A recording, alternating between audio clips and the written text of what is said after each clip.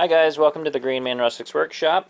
Hopefully you can hear me. Just wanted to do a quick video on how to assemble your new table.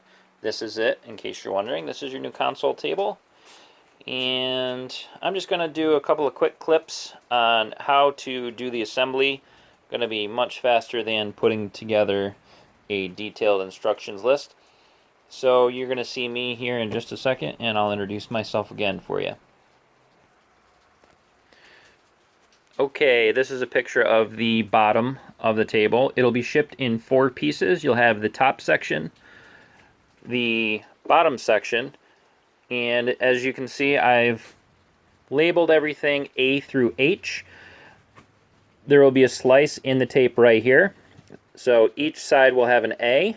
There will be A, B, B, and so on, all the way through H at the bottom, C, C, D, D, and on the other side it will be E through H. So it should make it easy for you. Very simple. There are 2 screws, one here, that will go into each section. So you'll have 16 screws to install, and I'll try to get a clip in just a moment of what that will look like for you. As you can see, I've removed the top for you. There is the top. It has some of the framing attached. The bottom will detach and attach the same way. The legs will be separate. My wife is going to videotape me here real quick just to show how to put the top on.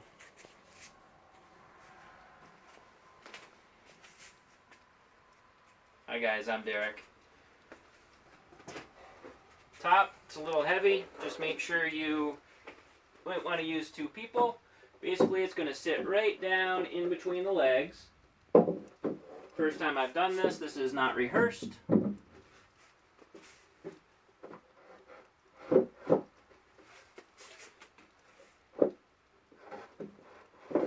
Once you get it into position, the screws will already be attached.